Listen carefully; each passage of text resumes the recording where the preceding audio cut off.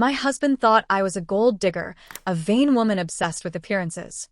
He was so afraid I would teach our son the same habits that he controlled every coin that passed through the house. Even after our deaths, he had planned to ration the offerings he'd burn for us, as if we would somehow squander them. "I'll burn paper money for you 3 times a day," he had said, his voice steady and cold. "So you and the boy don't start overspending in the afterlife." My in-laws were speechless. My son and I were equally stunned. "You micromanage our finances in life, and now you want to supervise us as ghosts, too? Anyone would rise from the grave just to argue with you." And then I opened my eyes. Jeff and I were breathing. Alive. Real. The scene around me sharpened.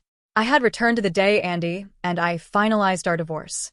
"Lily, you'll have custody of Jeff," Andy said, sounding more like an accountant than a husband. "You and he can move into the small unit I own. I'll send child support in 3 daily transfers." He pulled out a little notebook. "A typical breakfast is around $5, lunch 10, dinner 15. I'll round that to 30 a day. Anything beyond that, you need to submit a written request. I'll decide if it's necessary." He kept talking, listing rules and restrictions like a judge handing down a sentence. My focus drifted to Jeff, who was watching me with steady, knowing eyes. In an instant, I understood. We were back. Both of us. In my last life, Andy's fear of my supposed greed had smothered me.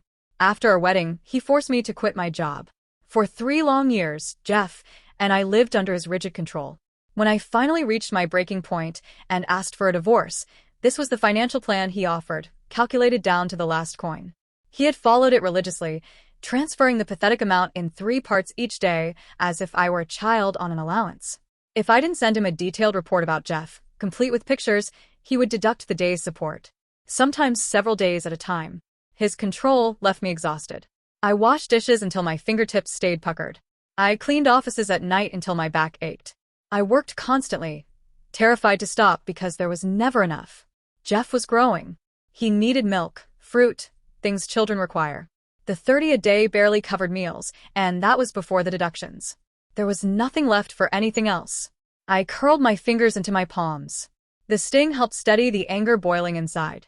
Across from me, Andy wore the same suspicious look he always had, as if he expected me to bolt with a bag of his money at any moment. "All right," I said, my voice steady. "I accept." His brows lowered in surprise. He hesitated, then slid the divorce contract toward me. "Sign. "And remember, if you waste a single dollar, I'll cut off support." I signed my name in smooth, decisive strokes.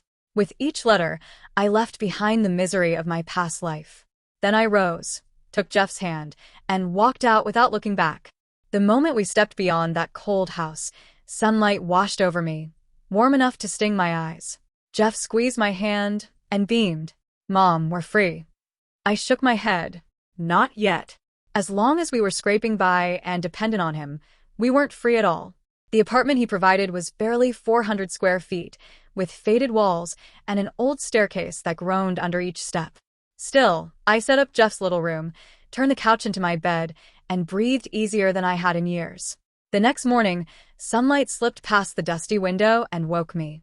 Jeff was curled beside me, sleeping deeply, his cheeks warm and rosy. In my previous life, I never allowed myself to sleep in. Anxiety always yanked me out of bed before dawn, terrified I would make a mistake that upset Andy. That morning's rare peace made me oversleep. I jolted upright, shook Jeff awake, and rushed through washing up and dressing. There was no time for breakfast, so I grabbed 2 packs of crackers and hurried him to preschool. When he ran inside, I finally let out a breath. Just as I turned to leave, my phone buzzed. "Andy, do you know what time it is? You can't even get him to school on time. Lazy as ever. You're rubbing off on him. Today's support is cut. Consider it a reminder." In my old life, a message like that would have crushed me. I would have begged, apologized, made excuses. This time, I simply locked my phone with a cold smile. Arguing with him was pointless. He always believed whatever made him look righteous. Better to find a practical solution. A store sat across the road. I walked in, took pictures of the produce section, the meat aisle, and finally an empty basket. I uploaded them to Facebook with one short caption, "Short on grocery money. Anyone able to help?" Then I put my phone away and bought the cheapest flour and a few eggs. I didn't care if I had nothing to work with. Jeff would eat something warm tonight. I had just left the register when my phone lit up. My mother-in-law had commented on the post. What happened? Is my son giving you trouble again? Warmth pricked behind my eyes. I replied quickly. Nothing big. I was a little late with Jeff today. Andy said he's docking today's support. I might need to borrow a bit. Moments later, she called. The first words out of her mouth were sharp with anger. Has Andy lost his wits? Docking child support? Is he still Jeff's father or what? Don't worry, I'll send you money. That boy has a manager's salary and he's still counting pennies. Shameful. When I ended the call, a notification popped up. She had sent 1,000. A complicated ache swept through me. She was right. Andy's job paid well. $30 wasn't thriftiness. It was punishment. He had always assumed I was helpless and could be controlled with scraps. As I typed out a thank you message, my phone rang again. Andy. I drew in a breath, hit record, and softened my voice as if I'd been crying. Hello. Lily, what was that stunt on Facebook? He snarled. Trying to humiliate me? Fishing for sympathy money? Or are you just begging around for handouts again? I let out a silent laugh, but my voice wavered on purpose, small and shaky. No, I really have nothing left. Jeff even skipped breakfast today. I was just desperate. I swear I wasn't trying to embarrass you or trick anyone. He stayed quiet for a few long seconds, probably trying to decide whether he believed me. Then he clicked his tongue. You better not be lying. And listen carefully. If I find out you're borrowing money from anyone or wasting a single cent of what I give you, you know exactly what I can do to your life. I understand, I said quickly. I would never do that.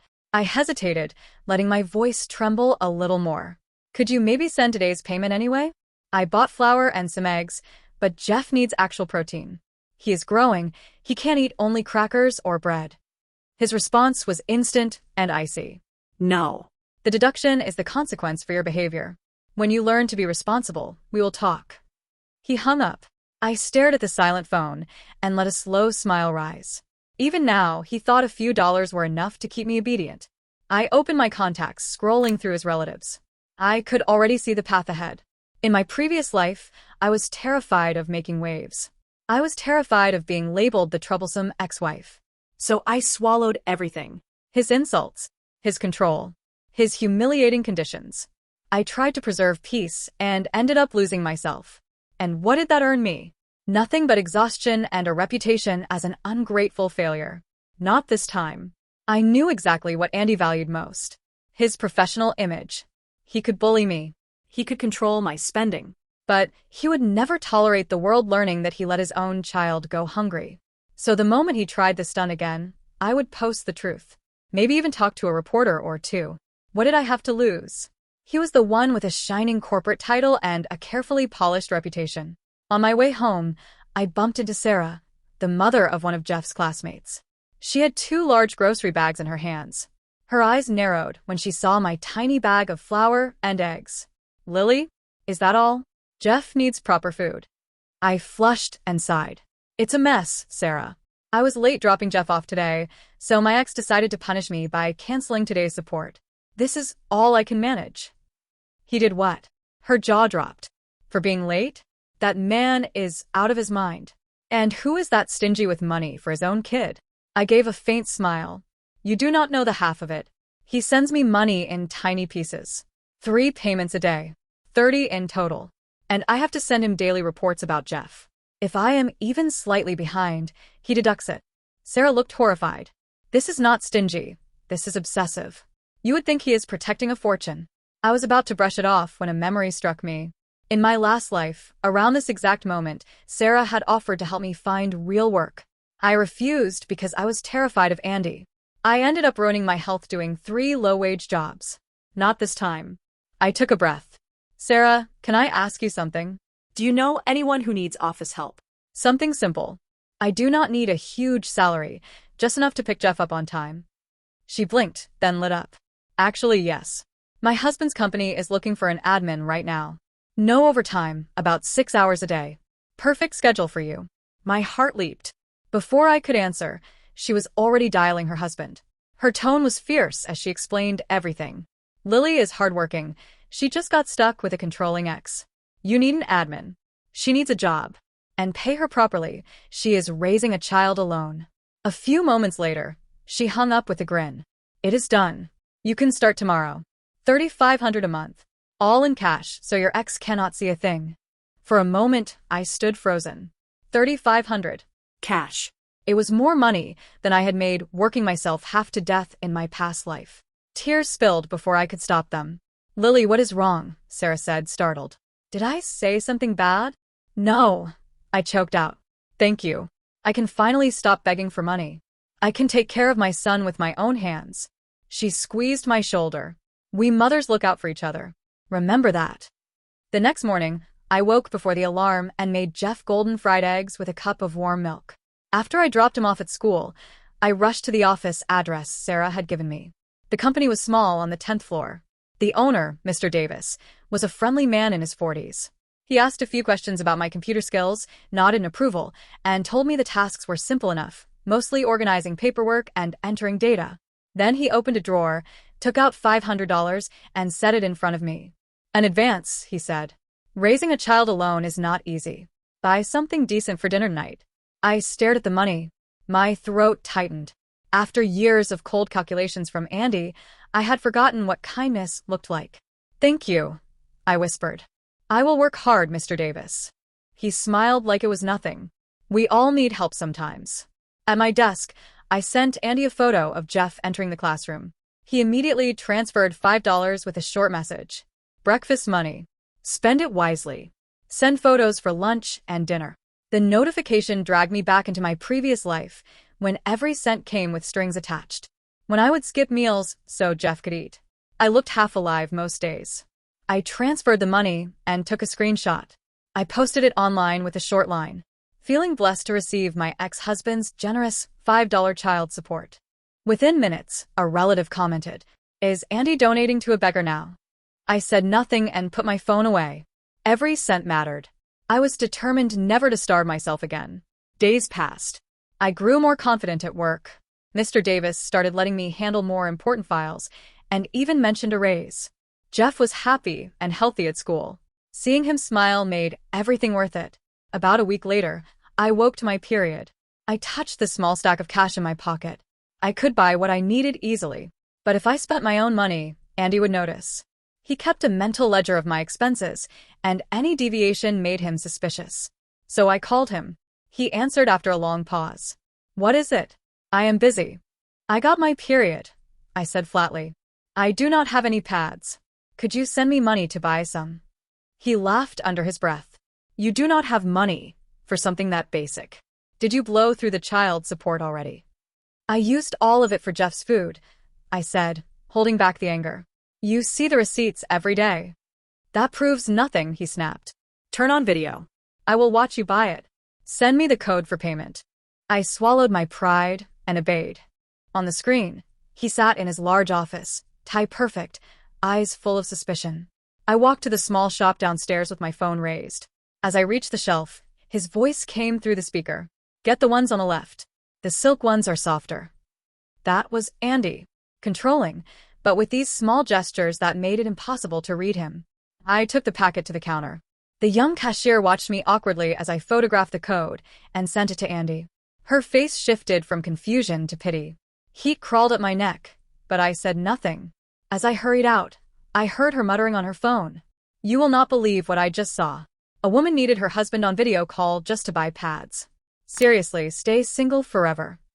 The moment I stepped outside, my phone buzzed. A message from Andy lit up the screen.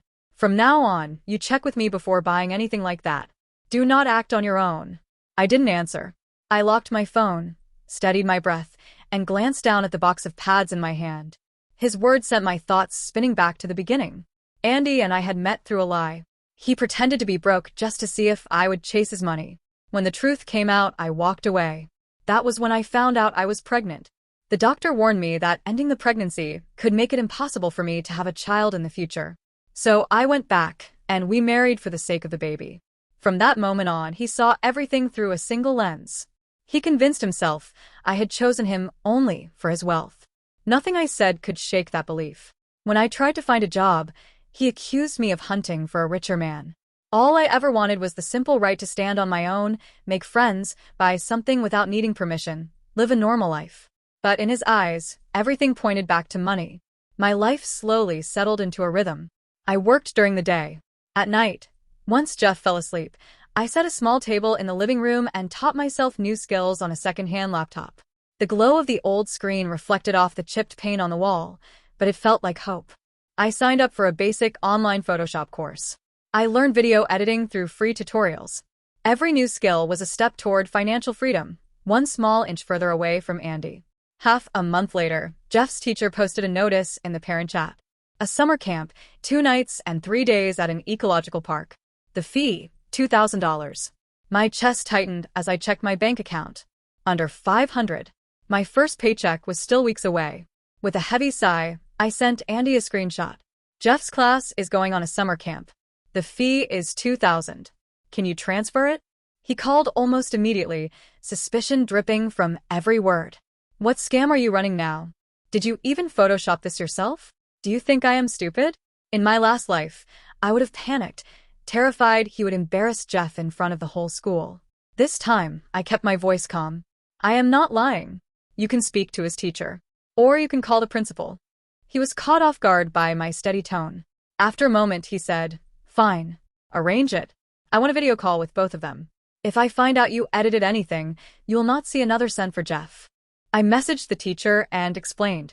She understood immediately and set up the call. During the video chat, Andy grilled both of them. They calmly explained the itinerary, the cost breakdown, every detail. Only after he exhausted his list of suspicions did he finally agree to pay. The transfer arrived a few minutes later. As I stepped out of the school, the teacher walked me to the gate. "If you ever need it, we have a subsidy program for families having difficulties," she said gently. It is a simple application. Her kindness hit me hard. I thanked her, but I could not accept. Andy wasn't struggling. $2,000 meant nothing to him. His issue was never money, it was control. Later that night, I took out the trash. In the dim hallway, I opened my phone. In the past, I used to post little jabs on social media whenever Andy mistreated me, hoping someone from his family would speak up. Now, staring at the empty text box, I realized how pointless it had been. He never cared. I remember the last time his mother secretly gave me money. Andy found out, exploded in anger, and cut her allowance on the spot. Then he announced in the family group chat that anyone who helped me financially would be cut off in the same way. After that, no one even dared to react to my posts. I looked at Jeff's smiling photo on my screen. A tear fell before I could stop it. "Lily, what happened?" Sarah's voice came from behind me. I wiped my eyes quickly, but she had already seen. She handed me a tissue. "Is he bothering you again?" I nodded. My throat was too tight to speak. "If you need money, tell me," she said softly. "I can lend you some, no pressure." Her offer warmed me, but I shook my head. I needed to stand on my own. For weeks, I had been practicing video editing. I decided it was time to try something new, something that could bring in income without begging Andy. So, I created a channel called $30 Meals for Jeff's Mom. My first video was filmed at 2 in the morning. I showed how $10 worth of carrots and tofu could become a tasty noodle dish for Jeff, with leftovers for my lunch.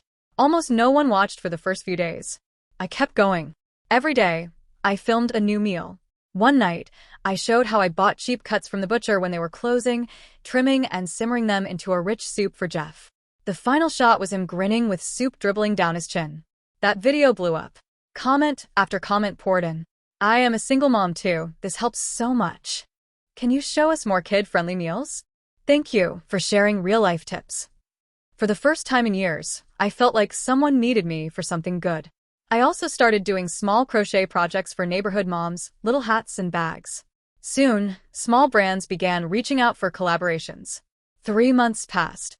When I submitted my last sponsor video for the month, I opened my banking app. The number on my screen made my heart pound. $9,862. I kept refreshing, half expecting it to vanish. It didn't.